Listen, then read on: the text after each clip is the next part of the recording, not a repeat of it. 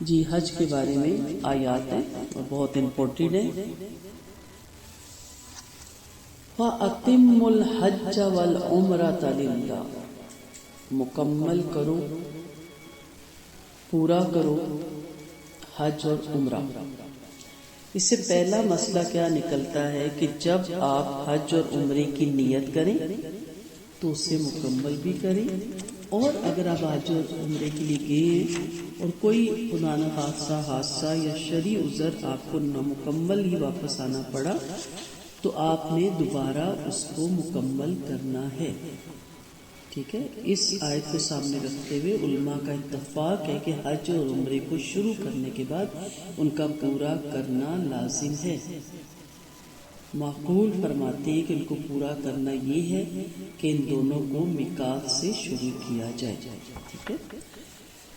تو اکثر ہوتا ہے کہ عمرے کی نیت ہے یا عمرے پہ گئے یہ ہو گیا یا عمرہ رہ گیا تو پھر کہا جاتا ہے کہ آپ نے اگر نیت کر لی تو آپ نے اس کو پورا کرنا ہے. فَإِنْ أُحْصِرْتُمْ فَمَا اسْتَيْسَرَ مِنَ الْهَدْيِ، پھر اگر آپ روک دیے جائیں کسی بھی شرعی عذر سے، کوئی بیماری، کوئی حادثہ، کوئی حالات، تو پھر کیا کہا گیا ہے کہ جب آپ روک دیے جائیں من الحدی، تو جو کوئی بھی آپ کو میسر ہے ہدی میں سے وہ آپ نے اس کو وہاں پہ ذبح کرنا ہے. ٹھیک ہے. سلو اس لیے بول رہی ہوں کہ بہت امپورٹنٹ ہے اور بار بار پھر بتانا مشکل ہو جاتا ہے، اس لیے غور سے ان چیزوں کو آپ نے سننا ہے.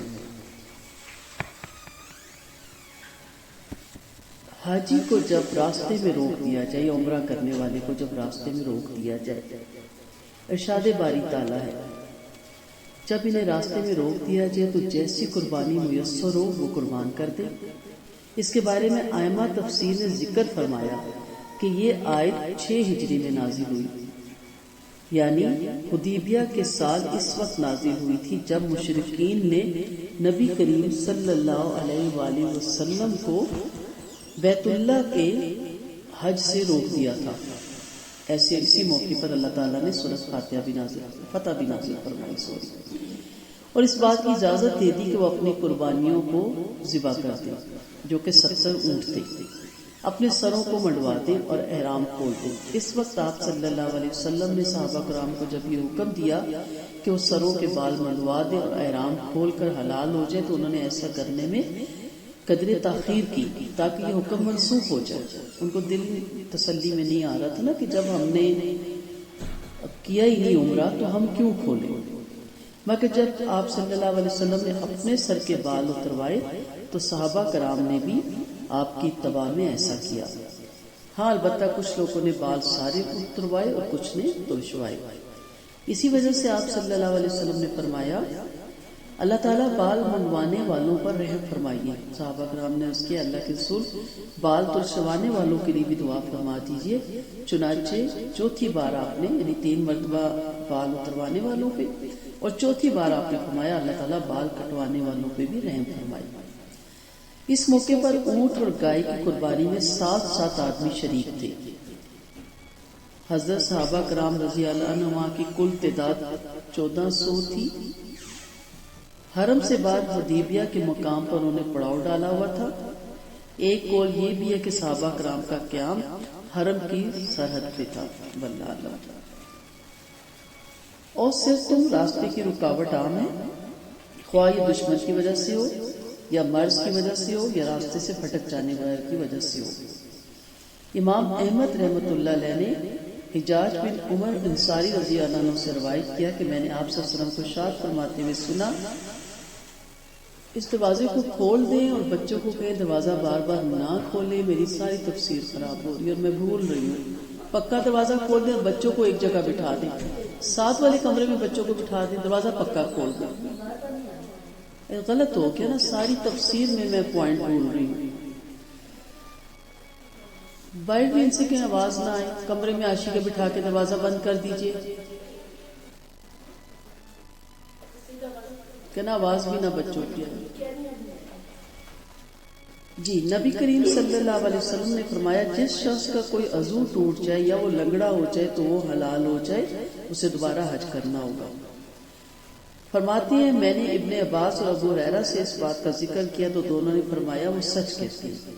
اس حدیث کو اصحاب کتب اربع نے بھی بیان کیا، یعنی سارے ائمہ اربع اس حدیث کو بیان کرتے ہیں، ٹھیک ہے۔ تو کوئی ایسی نوبت آ جائے تو پھر سر کے بالوں کو منڈوا دینا ہے اور احرام کھول دینا ہے اور دوبارہ حج کرنا ہے یا عمرہ کرنا ہے۔ ارشاد باری تعالیٰ فَمَسْتَيْسَرَ مِنَ الْحَجِّ، تو قربانی کے لیے جو میسر ہو۔ اس کے بارے میں امام مالک نے حضرت علی بن ابو طالب رضی اللہ عنہ سے روایت نقل کیا کہ اس سے مراد بکری بھی ہے۔ حضرت ابن عباس فرماتے ہیں قربانی اونٹ، گائے، بھیڑ اور بکری نر اور مادہ کی 8 قسم سے ادا کی جا سکتی ہے۔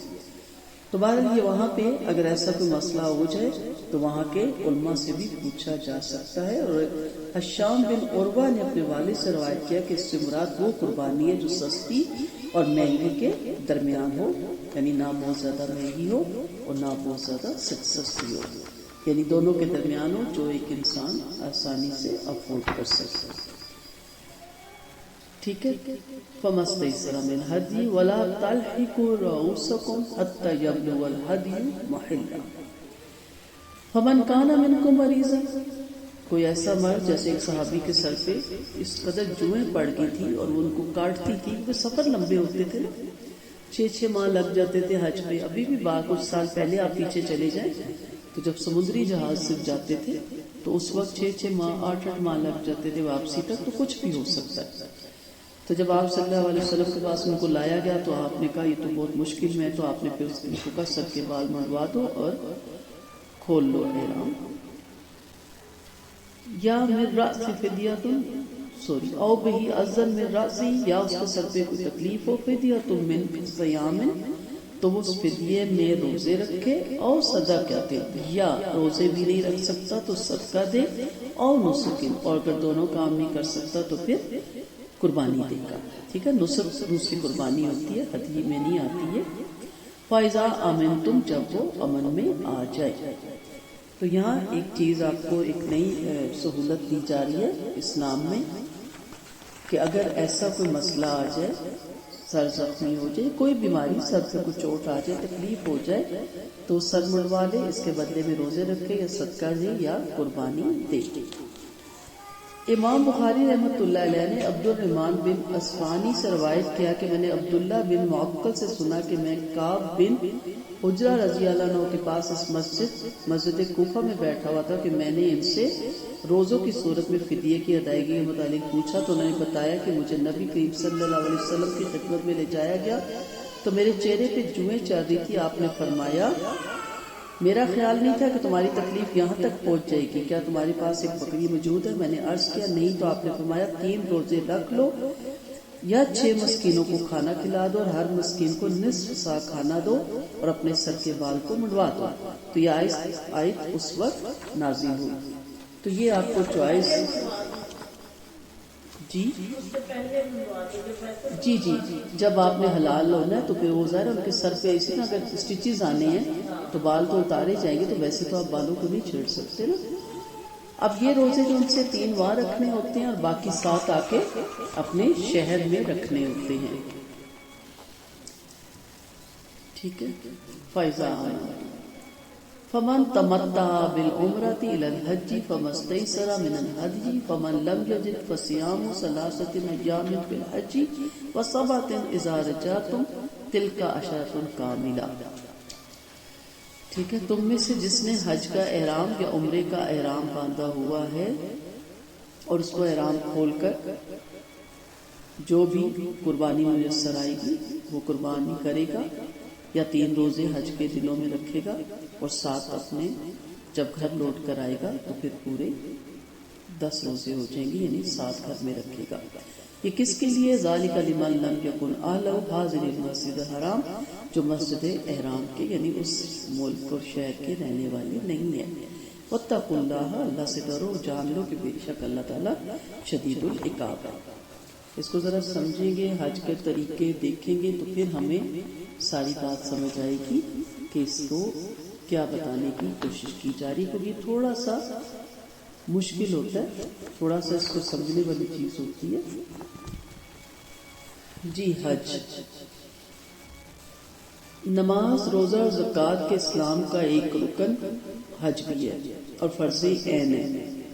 تمام عمر میں ایک مرتبہ مسلمان پر فرض ہوتا ہے۔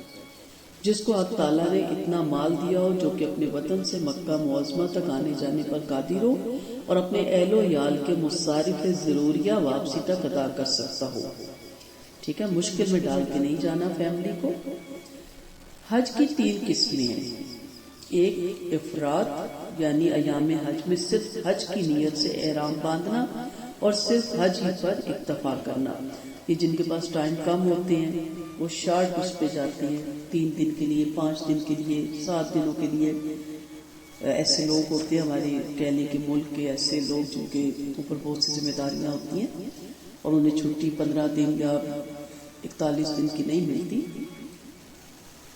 دوسرا حج تمتع، جیسے ابھی یہاں پہ ہوا فمن تمتع بالعمرۃ الی الحج، یعنی ایام حج میں پہلے عمرے کا احرام باندھ کر عمرہ آپ کریں گے اور اس کے بعد اس کو احرام کو کھول دیں گے، نارمل روٹین میں آ جائیں گے، اور جب آپ کا حج کا چاند نکلے گا تو اسی سال اسی سفر میں آپ حج کا احرام باندھیں گے۔ اسے کہتے ہیں حج تمتع، یعنی فائدہ اٹھانا۔ تیسرا قران، یعنی ایام حج میں حج اور عمرے دونوں کا احرام ساتھ باندھنا اور پہلے عمرہ کر کے احرام کو بدستور قائم رکھنا اور پھر اسی احرام سے حج کرنا۔ یہ مشکل ہے، جیسے کہا نا، سر میں جوئیں بھی پڑ سکتی ہیں، چوٹ بھی لگ سکتی ہے، آپ گر بھی سکتے ہو، بخار بھی ہو سکتا ہے، کچھ بھی ہو سکتا ہے۔ تو اس لیے آسانی اسی میں ہوتی ہے کہ آپ حج تمتع کریں اور پھر ریلیکس رہیں، کیونکہ وہاں غلطی کا بھی بہت احتمال ہوتا ہے۔ حضرت ابو امامہ فرماتے ہیں کہ آپ صلی اللہ علیہ وسلم نے ارشاد فرمایا، جس شخص کو کسی ضروری حاجت یا ظالم بادشاہ یا مرض شدید نے حج سے نہیں روکا اور اس نے حج نہیں کیا اور مر گیا تو وہ چاہے یہودی ہو کر مرے یا نصرانی ہو کر مرے۔ یہ جو باقی باتیں ہیں نا کہ بچیاں چھوٹی ہیں، ایجوکیشن کمپلیٹ نہیں، گھر اپنا نہیں، سواری اپنی نہیں، بچیاں جوان ہو گئی، ان کی شادیاں نہیں کی، ہم حج پہ چلے جائیں، یہ کوئی عذر نہیں، یہ کوئی دلیل نہیں۔ اللہ نے دنیا میں بھیجا تو اللہ ان کی شادیاں بھی کروائے گا اور ان کے نصیب بھی کھولے گا۔ ہر کوئی اپنا نصیب خود لے کر آتا ہے۔ حج آپ کے اس وقت فرض ہو جاتا ہے جب آپ کے پاس اتنا سرمایہ آ جائے جس سے آپ جا کے حج کر کے اس کا کرایہ کہہ لیں، وہاں کا زیادہ راہ کہہ لیں اور پیچھے بھی 1 مہینے کا خرچہ کہہ لیں، اور آپ واپس آ کے دوبارہ اپنی محنت مزدوری پہ لگ جائیں۔ بچیاں بالغ ہوں گی، شادیاں ہوتی رہیں گی، رشتے ہوتے رہیں گے۔ یہ چیزیں حج میں رکاوٹ بننے کی کوئی دلیل نہیں ہے۔ آپ یہ نہیں کہتے کہ میں اس وقت نماز شروع کروں گا جب میں سارے بچے پڑھا کے بیاہ کے اپنے گھروں کا کر دوں گا۔ آپ سوچیں، آپ کے کیا لگانی باتیں آپ کر رہے ہیں۔ آپ یہ نہیں کہتے کہ ہم زکوٰۃ اس وقت دیں گے جب میں بیٹیاں بیاہ چکوں، ابھی تو میں کیوں زکوٰۃ دوں، ابھی تو میری بچیاں بیانے کے قابل ہے، میرے بچوں کی ایجوکیشن، اور اب تو اتنی مشکل ایجوکیشن ہے کہ اب تو لاکھوں کیا کروڑوں روپے بھی کم پڑ جاتے ہیں اگر صحیح ایجوکیشن میں ہم بچوں کو لے کے جائیں۔ تو آپ کو پتہ ہے نہیں، میرا کل کا مجھے لمحے کا نہیں پتا، میں کل اگر مر گیا یا مر گئی تو میرے ذمہ زکوٰۃ ہوگی۔ آپ اس لیے روزے رکھنا نہیں چھوڑتے کہ میرے بھی بچے چھوٹے ہیں یا جوان ہونے یا بالغ ہونے یا میں نے ان کی شادی کرنی ہے تو میں روزے نہ رکھوں۔ اسی طرح یہ پلر آف اسلام ہے، اس میں سے 5 ہے، 5واں، ٹھیک ہے۔ روزے، کلمہ شہادت اور روزہ تو ہر ایک پہ فرض ہے، ٹھیک ہے۔ اب پیچھے جو زکوٰۃ اور آپ کا حج رہ جاتا ہے وہ صاحب استطاعت پہ فرض ہو جاتا ہے۔ سو آپ نے جیولری چاہے اپنے لیے رکھی ہے، چاہے بیٹیوں کے لیے رکھی ہے، چاہے بیٹوں کے لیے رکھی ہے، حق مہر میں بہوؤں کو دینے کے لیے آپ زکوٰۃ دیتے رہتے ہیں، جب شادی ہوتی ہے تو اس وقت دیکھا جاتا ہے۔ اسی طرح حج بھی آپ پہ جس وقت آپ کے پاس اتنا سرمایہ ہو جاتا ہے، اب تو خیر بہت مہنگا ہو رہا ہے حج، جب آپ ٹکٹ لے سکتے ہو حج کا، اور کسی کے ذمہ کسی کے پہ فرض بھی نہیں ہے کہ آپ کہ جی میرے ماں باپ نے نہیں کیا تو میں کیسے کروں، پہلے میں ماں کو کراؤں، ایسا نہیں ہے۔ ہر انسان کے اپنا صاحب استطاعت ہونا اپنے پہ واجب ہے، اور ایک ہوتا ہے افضل طریقہ، اللہ نے آپ کو نوازا ہے تو آپ سب کو کروائیں اور رشتہ داروں سے شروع کریں۔ اگر گھر میں والد نے والدہ نے نہیں کیا یا آپ اپنے بچوں کو کروائیں یا اپنے بہن بھائی جو سفید پوش ہے اس کو جانے کو دل کرتا ہے، پھر اس کے بعد آپ اپنے اہل محلہ میں بھی دیکھیں، بڑھتے چلے جائیں، لیکن سب سے پہلے آپ پہ خود فرض ہوتا ہے۔ جیسے قربانی کا کیا ہے، آپ پہلے اپنی لیتے ہیں پھر ساتھ کسی اور کی لے سکتے ہیں، ٹھیک ہے. آپ کہ جی میں اپنی نہ لوں، میں کسی کی طرف سے صرف دے دوں، تو یہ طریقہ ٹھیک نہیں ہوتا. آپ پہ واجب ہے پہلے اپنا فرض ادا کریں کہ کہیں آپ اپنا فرض ادا کرنے سے نہ رہ جائیں. تو کتنی سخت وعید ہے کہ کرایہ ہے، سب کچھ ہے، لیکن ہم بیٹھے ہوئے ہیں 3 بیٹیاں یا 4 بیٹیاں ان کے جوان ہونے، اور پھر ان کو بلوغت کے بعد ان کے رشتے کرنے اور پھر شادیاں کرنے میں، اور اس وقت تک پتہ ہی نہیں رشتہ اجل آ جاتا ہے. بہت سی احادیث ہیں حج اور حج کرنے والوں کی بڑی فضیلت آتی ہے. ایک حدیث میں ہے نبی کریم صلی اللہ علیہ وسلم کا ارشاد ہے کہ حج اور عمرے کے لیے جانے والے اللہ تعالیٰ کے خاص مہمان ہیں. وہ اللہ تعالیٰ سے دعا کریں تو اللہ تعالیٰ ان کی دعائیں قبول کرتا ہے، اور مغفرت مانگیں تو ان کو بخش دیتا ہے. نبی کریم صلی اللہ علیہ وسلم نے ارشاد فرمایا، جو شخص حج کرے اور اس میں کوئی فوش اور بیہودہ حرکت نہ کرے اور اللہ کی نافرمانی نہ کرے تو وہ گناہوں سے ایسا پاک صاف ہو کر واپس آتا ہے جیسے کہ وہ اپنی پیدائش کے وقت بالکل بے گناہ تھا. نبی کریم صلی اللہ علیہ وسلم کا فرمان ہے، وہ حج جو خلوص کے ساتھ اور بالکل ٹھیک ٹھاک ادا کیا گیا ہو اور اس میں کوئی برائی اور خرابی نہ ہو تو اس کی جزا صرف جنت ہی ہے. پھر حج کی برکات سے گناہوں کی معافی اور جنت کی نعمتیں حاصل ہوتی ہیں. مدینہ طیبہ میں روضہ اقدس کی زیارت اور آپ صلی اللہ علیہ وسلم کی مسجد میں نماز پڑھنا یا ایک نماز پڑھنے کا ثواب بخاری اور مسلم کی روایت کے مطابق 1000 سے زیادہ ہے، اور ابن ماجہ کی ایک روایت میں 50,000 نمازوں کا ثواب مذکور ہے.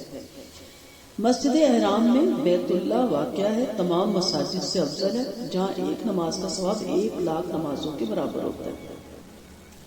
مسجد احرام کی صرف ایک دن کی 5 نمازوں کی جماعت کے ساتھ جس میں ثواب 27 گنا ویسے ہی بڑھ جاتا ہے، اگر حساب لگایا جائے تو ایک دن میں 1,35,00,000 نمازوں کے برابر ہوتی ہے، جو ہم لوگ کبھی زندگی میں کیا زندگی اتنی نہیں. فرض کریں کسی کی عمر 1000 سال ہو تو اس کی نمازوں کی تعداد صرف 18,00,000 نمازیں بنتی ہیں، اور یہ کیا ہے 1,35,00,000. اگر کسی کی عمر حضرت نوح کے برابر بھی ہو جائے تو مسجد احرام کی صرف ایک نماز با جماعت اس کی تمام عمر کی نمازوں سے افضل ہے. جب جائیں تو یہ سوچ کے جائیں، یہ نہ کہ مدینے والے نے بلایا، سب امت والے نے بلایا. یہ سوچے کہ میں جہاں جا رہی ہوں وہاں مجھے اللہ تعالیٰ نماز کی توفیق دے. ہم تو وہاں شاپنگ میں اور سیر و تفریح اور جگہ دیکھنے میں اور ادھر ادھر سارا ٹائم لگا دیتے ہیں. ٹھیک ہے، آپ کی روحانیت بڑھتی ہوگی، ایمان بڑھتا ہوگا، نمازیں نہیں ضائع جاتی مسجد احرام کی. اور اگر آپ مدینہ کی طرف ہیں ادھر چلے جاتے ہیں ساری جگہ دیکھنے، نہ اس کا ثواب ہے، نہ عذاب ہے، نہ گناہ ہے، مباح کام ہے. آپ کا دل چاہتا ہے وہ جگہ دیکھوں، درے دیکھوں. تو کیا مسجد نبوی کی جو 50,000 کی ایک نماز ہے وہ کدھر گئی؟ لیکن ہم دوسرے کاموں میں بڑے خوش رہتے ہیں اور شاپنگ میں، اور یہ بھول جاتے ہیں کہ ہماری نمازیں جو ہمیں اللہ نے یہاں موقع دیا ہے وہ دوبارہ پتہ نہیں ملے گا کہ نہیں. تو اللہ اکبر، کیا ٹھکانہ ہے اس عرض مقدس کی برکتوں اور نعمتوں کا. تو یہ فضیلتیں جب آپ سامنے رکھیں گے تو آپ کو پھر دل چاہے گا کہ میں اڑ کے پہنچ جاؤں مکہ مکرمہ. زمانے جہالت کے عربوں میں بھی حج کا رواج تھا، مگر وہ ان لوگوں کے لیے گویا ایک قومی رسم یا تجارتی میلہ تھا، نہ کہ اللہ واحد کی عبادت. مگر حج اور عمرہ ہو یا اور کوئی عبادت ہو، اس کی اصل قیمت اس وقت ہے جب کہ وہ خالصتاً اللہ کے لیے ادا کی جائے. جو شخص اپنی روزانہ زندگی میں اللہ کا پرستار بنا ہوا ہو، جب وہ اللہ کی عبادت کے لیے اٹھتا ہے تو اس کی ساری نفسیات سمٹ کر اس کے اوپر لگ جاتی ہے. وہ ایک ایسی عبادت کا تجربہ کرتا ہے جو ظاہری طور پر دیکھنے میں تو آداب اور مناسب کا ایک مجموعہ ہوتی ہے، مگر اپنی اندرونی روح کے اعتبار سے وہ ایک ایسی ہستی کا اپنے آپ کو اللہ کے آگے ڈال دینا ہوتا ہے جو اللہ سے ڈرتا ہے، آخرت کی پکڑ کا اندیشہ رکھتا ہے، جس کی زندگی کا سب سے بڑا مسئلہ اپنے رب سے ملاقات کرنا ہے کہ کیا منہ لے کے جاؤں گا. ٹھیک ہے، تو یہ کیفیت ہو جاتی ہے جب آپ کوشش کرتے رہے تو یہ محبت دل میں آ جاتا ہے. مومن وہ ہے جو شہوت کے لیے جینے کے بجائے مقصد کے لیے جیتا ہے. وہ اپنے معاملات میں اللہ کی نافرمانی سے بچنے والا ہوتا ہے اور اجتماعی زندگی میں آپس کی لڑائی جھگڑے سے بچتا رہے، کیونکہ یہ لڑائی جھگڑے جو ان سے نا یہ بڑا رکاوٹ بنتے ہیں آپ کی عبادات میں۔ حج کا سفر ان اخلاقی اور صاف کی تربیت کے لیے موضوع ترین ہے، اس لیے اس میں مخصوص طور پر ان کی تاکید کی گئی۔ اس طرح حج میں سفر کا پہلو لوگوں کو زمانے سفر کے اہتمام میں لگا دیتا ہے، مگر اللہ کے مسافر کی سب سے بڑی زیادت تقویٰ ہوتا ہے۔ تو اس لیے آگے وہ جو آیتیں آ رہی ہیں اس میں آپ دیکھیں گے کہ اللہ تعالیٰ اپنے بندہ مومن کو کیا حکم دے گا۔ تقویٰ ہر جگہ آپ اپنے ساتھ رکھیے گا، بڑا کام آئے گا۔ ایک شخص زمانے سفر کے پورے اہتمام کے ساتھ نکلے، دوسرا شخص اعتماد اللہ کا سرمایہ لے کر نکلے، دوران سفر دونوں کی نفسیات یکساں نہیں ہو سکتی۔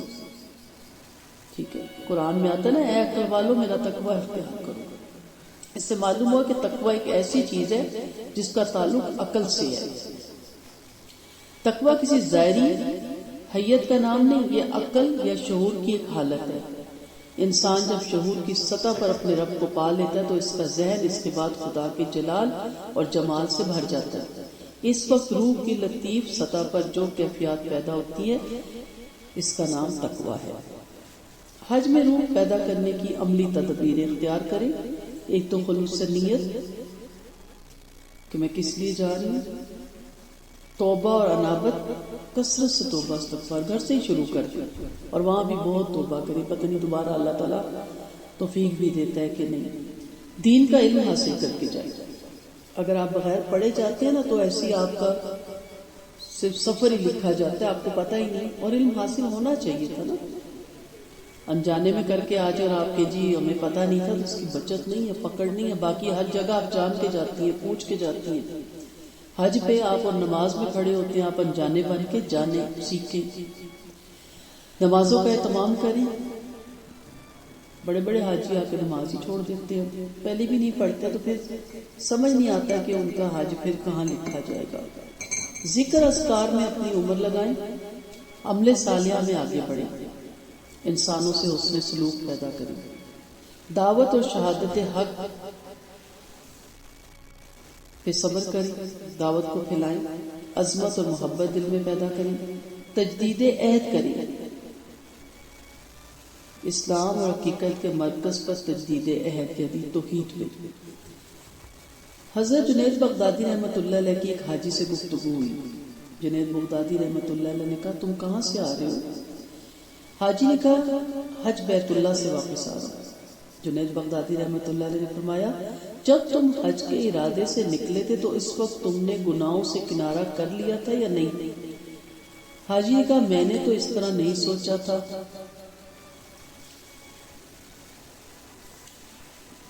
جنید بغدادی رحمۃ اللہ علیہ نے کہا تو پھر تم حج کے لیے نکلے ہی نہیں، یعنی پتہ ہی نہیں گھر سے جا کیوں رہے۔ اب ہمارے کیا شروع ہو جاتا ہے، اس سے مل، اس سے مل، اس کی دعوت کھا، اس کی دعوت، لسٹیں بنا کس کے لیے کیا لانا ہے، کس کو کیا دینا ہے۔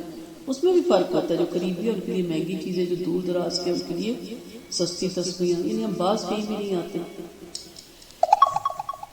جی حاجی نے کہا اس کی طرف تو میرا دھیان ہی نہیں گیا۔ جنید بغدادی رحمۃ اللہ نے کہا تو پھر تم نے نہ بیت اللہ کا سفر کیا، نہ اس کی طرف کوئی منزل طے کی۔ جب تم نے احرام باندھا، روزمرہ کے کپڑے اتارے، تو کیا تم نے ساتھ اپنی بری خصلتوں اور عادتوں کو بھی زندگی سے اتار پھینکا؟ یعنی اس کی روح پیدا کر رہے ہیں کہ میں آج جو احرام باندھ رہا ہوں یا باندھ رہی ہوں، میری نیت کیا ہے کہ اس کے بعد میں کوئی بھی ایسی بری خصلت یا عادت اپنے اوپر نہیں چڑھانے دوں گا۔ حاجی نے کہا حضرت اس طرح تو میرا میں نے غور ہی نہیں کیا۔ جنید بغدادی رحمۃ اللہ نے کہا پھر تم نے احرام بھی کہاں سے باندھا؟ جب تم میدان عرفات میں کھڑے ہوئے تو تمہیں شاید حق حاصل ہو گیا ہو۔ حاجی نے کہا حضرت میں سمجھا ہی نہیں اس کا کیا مطلب ہے۔ جنید بغدادی نے کہا مطلب یہ کہ تم نے میدان عرفات میں خدا سے مناجات کرتے وقت اپنے اندر یہ کیفیت محسوس نہیں کی کہ گویا تمہارا رب تمہارے سامنے ہے اور تم اسے دیکھ رہے ہو؟ کیونکہ عرفات کا میدان آپ کو معلوم ہے یہ وہ ہے جہاں پہ حشر برپا ہوگا، قیامت ہوگی، اور وہاں جو گئے نا آج وہ دیکھتے ہیں تو دھوپ میں کھڑے ہو کے دعائیں مانگے اور عجیب سی کیفیت ہوتی ہے۔ وہاں عرفات ہے، وہاں سب ایک دوسرے کو حشر کے دن بھی پہچاننے کی۔ حاجی نے کہا حضرت یہ کیفیت تو نہیں تھی. جنید بغدادی نے کہا تو گویا تم عرفات پہنچے ہی نہیں. اچھا یہ بتاؤ تم جب مزدلفہ میں پہنچے تو وہاں تم نے اپنی نفسیانی خواہشات کو بھی چھوڑا یا نہیں؟ حاجی میں نے تو اس پر توجہ ہی نہیں کیا. تو جنید بغدادی نے کہا تو پھر تم مزدلفہ بھی نہیں گئے. یہ بتاؤ جب تم نے بیت اللہ کا طواف کیا تو اس دوران جمال الہی کے جلوے اور کرشمے بھی دیکھے؟ حاجی نے کہا حضرت اس سے تو میں محروم رہا. آپ نے لبیک بک پڑھی ہوئی ہے؟ ممتاز مفتی کی ہے. ضرور پڑھی. بندہ پریشانی ہو جاتا ہے. بہت اچھا انہوں نے لکھا. انہوں نے محسوس کروایا ہے کہ کعبہ سے خدا جھانکتا ہے, مجھے دیکھتا ہے. وہ کیفیت بڑی ہلا دینے والی تھی. تو بھاگ جاتے ہیں وہاں سے کہ اللہ کہتا ہے اچھا ٹھیک ہے پڑھیے گا. لبیک ممتاز مفتی کی. جی جنید بغدادی نے کہا تو پھر تم نے طواف ہی نہیں کیا. جب تم نے صفا اور مروہ کے درمیان صحیح کی تو کیا تم نے صفا اور مروہ اور ان کے درمیان صحیح کی حکمت اور حقیقت اور مقصود کو بھی پایا؟ حاجی نے کہا مجھے تو اس کا شعور ہی نہیں تھا. جنید بغدادی نے کہا تو پھر تم نے ابھی صحیح بھی نہیں کی. جب تم نے قربان گاہ جب پہنچ کر قربانی دی تو کیا تم نے خواہشات نفس کو بھی راہ خدا میں قربان کیا یا نہیں؟ حاجی نے کہا حضرت اس طرف تو میرا دھیان نہیں گیا. جنید بغدادی نے کہا تو پھر تم نے قربانی بھی کہاں کی؟ یہ بتاؤ جب تم نے جمرات پر سنگریزے پھینکے تو اس وقت تم نے برے ہمنشین, برے ساتھیوں, برے خواہشات کو بھی اپنے سے دور پھینکا یا نہیں؟ حاجی نے کہا حضرت ایسا تو نہ کیا میں نے. تو جنید بغدادی نے کہا تو پھر تم نے رمی بھی نہ کی. حضرت نے افسوس سے کہا اور فرمایا جاؤ واپس جاؤ اور ان کیفیات کے ساتھ ایک مرتبہ پھر حج کرو تاکہ ابراہیم علیہ السلام کے ساتھ نسبت پیدا کر سکو جن کے ایمان اور وفا کی قرآن نے شہادت دی. وَإِبْرَاحِيمَ الَّذِي وَفَّى, وہ ابراہیم جس نے رب سے وفاداری کا حق ادا کر دیا. تو یہ ایک بار بیچ میں ایک واقعہ آ گیا, میں نے کہا آپ کو کوٹ کر کے بتاؤں کہ یہ کیفیت علم سے حاصل ہوتی ہے, توحید سے حاصل ہوتی ہے, پڑھنے سے حاصل ہوتی ہے, رٹے لگانے سے حاصل نہیں ہوتی. الحج اشہر المعلومات, حج کے جو مہینے ہیں وہ معلومات ہیں, ان کا پتہ ہے, اس کا سب جانتے ہیں. تاریخ کی کتابوں میں بھی بھرا ہوا ہے اور ہمارے نبی کریم صلی اللہ علیہ وسلم نے بھی بتایا. اشہر المعلومات کے بارے میں امام بخاری نے حضرت ابن عمر رضی اللہ عنہ کا قول بیان کیا کہ ان سے شوال, ذوالقعدہ اور 10 دن ذوالحج کے مراد ہے. احرام باندھ کے سفر پہ نکلا جاتا تھا. یہ حرمت والے مہینے تھے. امام بخاری نے حضرت ابن عمر رضی اللہ عنہ سے اس کے متعلق روایت کو بیان کرتے ہیں کہ یہی 3 مہینے شوال, ذوالقعدہ اور ذوالحج کے 10 دن. ٹھیک ہے, یہ صحیح حدیث سے بھی آپ کو پتہ چل جائے. فمن فرض فیہن الحج, جو کوئی فرض کر لے اس میں حج کو, فلا رفث ولا فسوق ولا جدال فی الحج, تو پھر وہ اس میں نہ رفث کرے, نہ فسوق کرے اور نہ جدال کرے. یہ تینوں چیزیں دیکھتے ہیں اور پھر اس کے بعد ہم آتے ہیں حج کے طریقے پہ. ٹھیک ہے, رفث ہر وہ کلام ہے جب نیت کر لے یا حرکت جو شہوت کی طرف لے کر جاتی ہے, رفث کہلاتی ہے. یعنی عورتوں سے, اپنی بیوی سے بے پردہ ہونا, بے حجابی سے کھلی گفتگو کرنا اور اپنی بیوی کی طرف رغبت کرنا. ایسا نہیں کہ رفث حج میں منع ہے اور اس کے بعد اوپن ہے, یعنی غیر عورتوں کی طرف شہوت کی طرف دیکھنا یا غیر عورتوں سے بے پردہ ہو کے ملنا یا بے حجابی سے گفتگو کرنا, کھلی گفتگو یا ان کی طرف رغبت کرنا, وہ تو ویسے ہی حرام ہے. ہمارے یہاں یہ تو مسئلہ ہے, روزوں میں سب کچھ ہم اپنے اوپر اب حرام کر لیں گے نا, ٹی وی بھی اور گانے بھی اور ڈرامے بھی اور غیبتیں بھی, اور ایک دوسرے کو روکیں گے, اور جیسے روزے ختم ہوں گے سب حلال ہو جائے گا. حرام ہی ہے. روزے میں کیا حرام ہے؟ حلال چیز حرام ہے. کھانا نہیں کھانا حلال ہے, پانی نہیں پینا حلال ہے, زیادہ سونا نہیں حلال ہے, روزے کے درمیان میاں بیوی کا تعلق نہیں قائم کرنا حلال ہے. حلال چیزوں سے روکیں گے نا. حرام چیزیں تو ویسے بھی ہم نے رکنی ہے. تو رفث ہر وہ کلام یا حرکت ہے وہ ویسے بھی حرام ہے. یہاں ہے کہ اپنی بیوی کے ساتھ. فسوق جو اصل میں گناہ نہیں لیکن احرام کی حالت کی وجہ سے گناہ ہے. ٹھیک ہے, بیوی کا تعلق میاں بیوی کا, پھر خوشبو لگانا, بال اور ناخن کاٹنا, خشکی کا سفر کرنا, سلے ہوئے کپڑے پہننا, سب حلال چیزیں ہیں. لیکن جب آپ احرام باندھ لیتے ہیں تو وہ حرام ہو جاتا ہے. جدال, کیا حج میں جھگڑا کرنا منع ہے اس کے بعد خود لڑیں؟ نہیں ہے نا، آپ خود عقل مند ہیں۔ سفر اور حج میں رفقہ سفر اور دوسرے لوگوں سے جگہ کی تنگی اور دوسرے اسباب کی بنا پر لڑائی جھگڑے سے بچنا، اپنے ہاتھ اور زبان سے دوسروں کو محفوظ رکھنا۔ یہاں جن 3 چیزوں سے منع کیا گیا ان کی ممانعت کی وجوہات استاد امام امین حسن اصلاحی نے اپنی تفسیر میں اس طرح بیان فرمائی کہ ایک وجہ تو یہ کہ اسلام میں یہ عبادت انسان کو ترک دنیا اور زہد کی اس آخری حد سے اشنا کروانے والی ہے جس سے اشنا ہونا اسلام میں مطلوب اور مرغوب ہے اور تربیت اور تزکیے کے لیے ضروری ہے۔ جیسے میں نے یہ دیکھا تھا کہ 45 دن میں 3 سوٹوں میں آرام سے گزارا ہو گیا، اور گھر میں 45 سوٹوں میں بھی نہیں ہوتا۔ جب نکلنے لگا تو کیا کہتے ہیں، ڈھنگ کا ایک کپڑا نہیں ہے، اور الماریاں بھری ہوئی ہیں، اچھا وہ ڈھنگ کا نہیں ہے تو دے دو نا، دینا بھی نہیں ہے۔ نئے کپڑے سلوا لے تو ٹانگنے کی جگہ بھی نہیں ہے، لیکن جب ہم نکلتے ہیں تو ہم کہتے ہیں پہننے کے قابل ایک کپڑا نہیں ہے تو دے دے، دینا بھی نہیں ہے۔ تو یہ چیز مجھے سمجھ آئی تھی کہ 3 سوٹوں میں گزارا ہو گیا تو گھر میں 30 سوٹوں سے بھی کیوں نہیں ہوتا، ٹھیک ہے۔ پھر اسی طرح آپ دیکھیں 2 پلیٹیں، 1 کانٹا، 1 چمچ یا 1 چھری، شارٹ سامان، وزن نہ ہو، اور ان برتنوں کے ساتھ پورے 45 دن گزر جاتے ہیں اور گزارا ہو جاتا ہے۔ شیئرنگ بڑی اچھی کرتا ہے بندہ ایک دوسرے سے، ٹھیک ہے۔ اگر کوئی چیز کم بھی ہو جائے، چلے پہلے آپ یوز کر لیں پھر میں یوز کر لوں گا۔ لیکن جب ہم اپنے ملک واپس پہنچتے ہیں تو وہی ہمارے جھگڑے شروع ہو جاتے ہیں۔ تو اصل چیز کیا ہے، ترک دنیا، یہ نہیں کہ ربانیت، کم کرے دنیا کو۔ یہاں بھی آپ کا گزارا ہو سکتا ہے کم کپڑوں میں، کم برتنوں میں، اصل مطلوب عبادت ہے اور تزکیہ ہے۔ اس سے آگے ربانیت کی حد شروع ہو جاتی ہے جن میں داخل ہونے سے اسلام نے آپ کو روکا ہوا ہے۔ دوسری وجہ یہ ہے کہ احرام کی پابندیوں کی وجہ سے ان چیزوں کے لیے نفس کے اندر اکساہٹ بہت بڑھ جاتی ہے۔ انسان کے اندر یہ کمزوری ہے کہ جس چیز سے روک دیا جائے اس کی خواہش اس کے اندر زیادہ ہوتی ہے، اور شیطان اس کی اس کمزوری سے فائدہ اٹھاتا ہے۔ اور تیسری وجہ یہ کہ سفر کی حالت ہونے کے سبب ان چیزوں کے مواقع بہت پیش آتے ہیں۔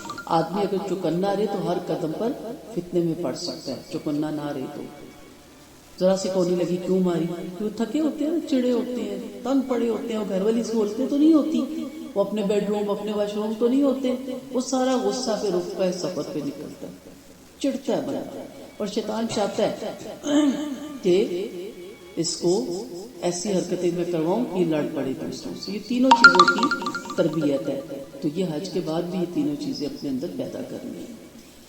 حضرت ابن عمر رضی اللہ عنہ سے روایت سائز کے بارے میں روایت کرتے کہ رفث سے مراد جمع ہے، میاں بیوی کا تعلق، اور فسوق سے مراد گناہ ہے، اور جدال سے مراد گالیاں دینا اور آپس میں جھگڑا کرنا۔ حضرت جابر بن عبداللہ رضی اللہ عنہ سے روایت ہے کہ آپ صلی اللہ علیہ وسلم نے فرمایا جس شخص نے اپنے حج کے احکام پورے کیے اور اس کے ہاتھوں اور زبان سے دوسرے مسلمان سلامت رہے تو اس کے پہلے گناہ سب معاف ہو جاتے ہیں۔ حضرت ابن عمر سے روایت ہے کہ آپ صلی اللہ علیہ وسلم نے فرمایا اللہ تعالیٰ کے نزدیک اس کے راستے میں جہاد سے بڑھ کے کوئی محبوب عمل نہیں، اور دوسرا محبوب عمل حج مبرور جو مقبول ہے، جس میں نہ فوش کلامی ہو، نہ کوئی گناہ ہو، نہ کوئی لڑائی ہو۔ ہم یہاں حج مقبول اور حج مبرور جو جمعے کو آ جائے، ایسا نہیں ہے۔ یہ حج مقبول وہ قبول ہوتا ہے جس میں آپ کو پورا یقین ہو کہ میں نے اپنی ہمت کے مطابق کوئی ایسی حرکت نہیں کی جو میرے حج میں نقصان کا سبب بنے۔ وَمَن تَفْعَلُ مِنْ خَيْرٍ يَعْلَمْهُ اللَّهُ، جو کوئی بھی بھلائی کرے گا اللہ تعالیٰ اس کو جانتا ہے۔ جتنی بھلائیاں کر سکے، جتنے رفقہ سفر سے نیکیاں کر سکے، جتنا آپ اخلاق اچھا کر سکے، اللہ کے سامنے وہ موجود ہے۔ وَتَزَوَّدُوا فَإِنَّ خَيْرَ الزَّادِ التَّقْوَىٰ، زاد راہ لے لیا کرو۔ یہ بھی ایک دور جہالت میں تھا کہ ہم اللہ کے مہمان ہیں، اللہ کے لیے جا رہے ہیں، اللہ ہی ہمیں کھلائے گا، اللہ ہی ہمیں پلائے گا، اور وہاں جا کے پھر لوگوں کے آگے ہاتھ پھیلانا شروع کر دیتے تھے۔ تو منع کیا کہ حج پہ جاؤ، اتنا تو زیادہ راہ لے کے جاؤ جس سے آپ دوسروں کے آگے ہاتھ نہ پھیلا سکو، اور اس کے ساتھ پھر سب سے پہلے کیا کہا کہ سب سے بہترین زیادہ راہ کیا ہے، تقوی کا، تقوی اپنے ساتھ لے کے جانا۔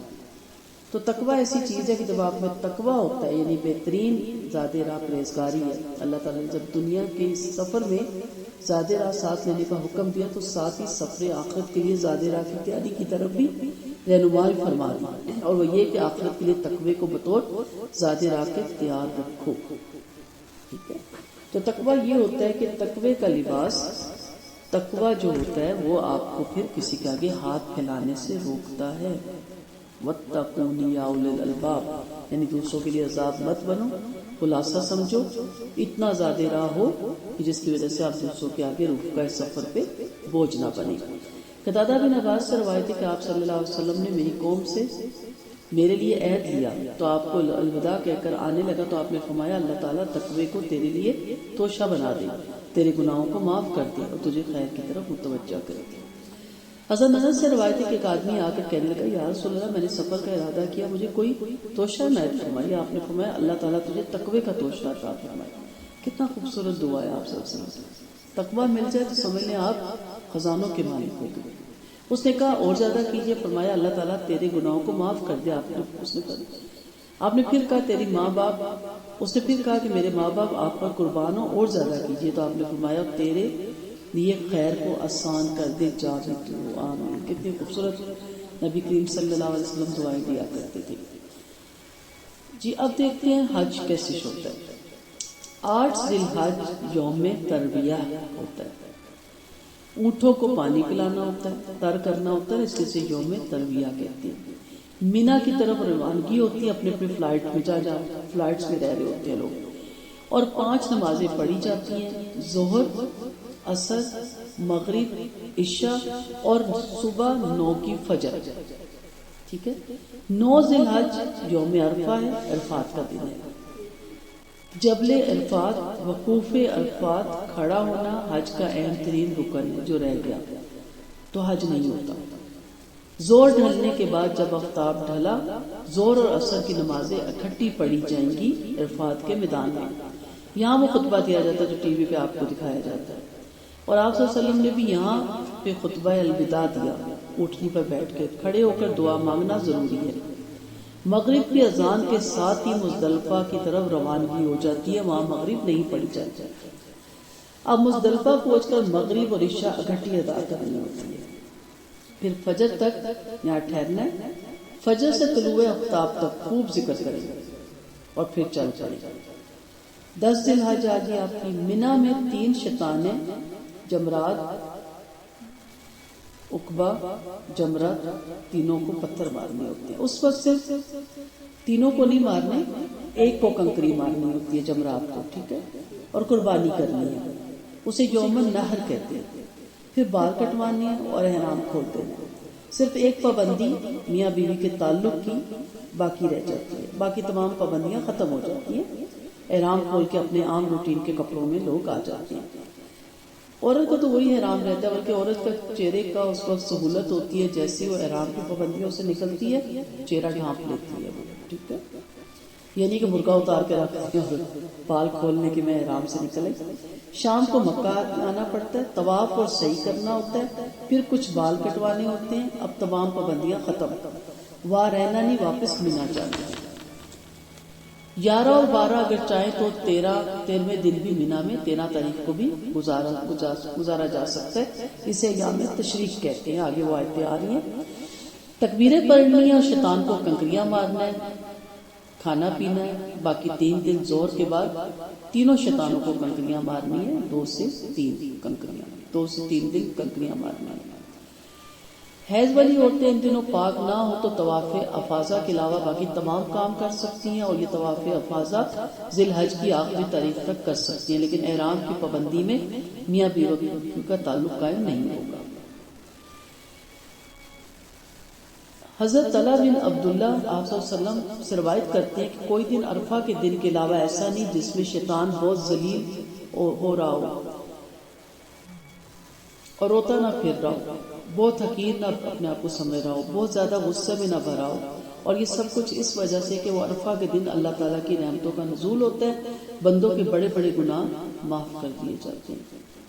ابن شماسہ رحمۃ اللہ علیہ کہتے ہیں کہ ہم لوگ حضرت عمر بن عاص کے پاس حاضر ہوئے، ان کا آخری وقت تھا۔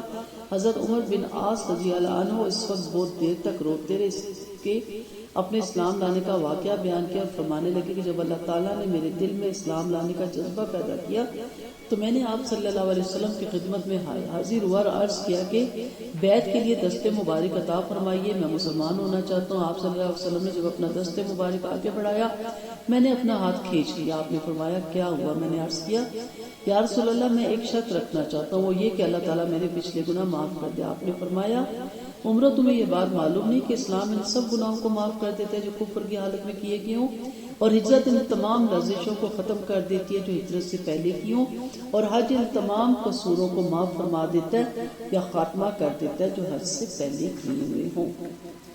حضرت سعد بن سعد رضی اللہ عنہ سے روایت ہے کہ آپ صلی اللہ علیہ وسلم نے فرمایا کہ جب حاجی لبیک کہتا ہے تو اس کے ساتھ دائیں بائیں جو پتھر درخت وغیرہ ہوتے ہیں وہ بھی لبیک کہتے ہیں، اور اس طرح زمین کی انتہا تک یہ سلسلہ چلتا رہتا ہے۔ ایک حدیث میں آتا ہے کہ وہ شخص بہت بڑا گناہگار ہے جو عرفات کے میدان میں بھی یہ سمجھے کہ میری مغفرت نہیں ہوتی۔ آپ صلی اللہ علیہ وسلم نے فرمایا میں مسلمانوں کو حکم دیتا ہوں کہ جب تک حاجی گھر نہ پہنچ جائے تم اس سے ملاقات کر کے اپنے لیے دعا کرواؤ، کیونکہ وہ پاک صاف ہو کر آتا ہے اور اس کی دعا اللہ تعالیٰ قبول فرماتا ہے۔ حضرت عمر رضی اللہ عنہ جب بیت اللہ تشریف لے جا رہے تھے تو آپ صلی اللہ علیہ وسلم نے ان سے فرمایا تھا اے عمر ہمیں اپنی دعاؤں میں یاد رکھنا۔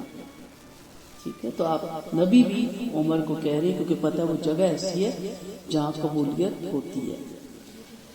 حضرت عمر بن خطاب نے روایت کیا کہ انہوں نے اپنے بیٹے عبداللہ کو لکھا میں تم کو تقوی کی وصیت کرتا ہوں، جو شخص اللہ تعالیٰ سے ڈر گیا اس نے اس کو پورا اجر عطا فرمایا، جس نے اس کو قرض دیا اس نے اس کو جزا دی، جس نے اس کا شکر ادا کیا اس نے اس کو زیادہ دیا، اور تقوی کو ہمیشہ اپنی آنکھوں کے سامنے رکھنا اور اپنے دل سے اس کو چمکا دینا، اور جان لو کہ جس عمل کی کوئی نیت نہیں وہ کوئی عمل ہی نہیں۔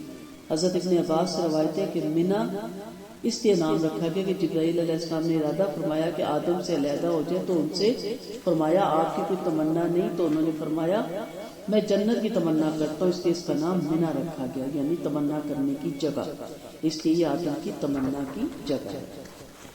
تو جب یہ حج ہوتا ہے تو یہ ساری چیزیں اس میں آ جاتی ہیں۔ حج تمتع کا آپ نے پڑھا، حج افراد کا اور حج قران کا اس میں سارا آ جاتا ہے۔ لیسا علیکم جناح، کوئی گناہ نہیں آپ کے اوپر، ان تبتغوا فضلا من ربکم، کہ آپ اپنے رب کا فضل تلاش کریں۔ مراد دنیا کی تجارت اور آخرت میں اجر دونوں ہیں۔ اگر آپ وہاں پہ کوئی تجارت کرتے ہیں کہ آپ حج پہ جا رہے ہیں، عمرے پہ جا رہے ہیں اور آپ سمجھتے ہیں کہ آپ وہاں تجارت کر سکتے ہیں تو کوئی گناہ نہیں ہے۔ ٹھیک ہے، نیت کا فرق ہے۔ آپ تجارت کے لیے جائیں اور وہاں حج اور عمرہ کریں، تھوڑا سا نیت کا فرق آ جاتا ہے۔ حج عمرہ وہ بھی قبول ہوتا ہے، لیکن ایک حج اور عمرہ سمپل حج اور عمرہ ہی ہوتا ہے، لیکن اس اللہ تعالیٰ نے کس قدر آسانیاں دی۔ جیسے جمعے کے لیے ہمارے لیے عبادت رکھی ہے تو کیا کہا نکلو جاؤ اپنا رب کا فضل تلاش کرو، عبادت بھی ہوگی، عید کا دن بھی ہو گیا اور نماز بھی شارٹ کر دی، اور ساتھ ساتھ اس کا فضل بھی تلاش کرو۔ جبکہ یہود و نصارہ پہ کس قدر پابندی تھی۔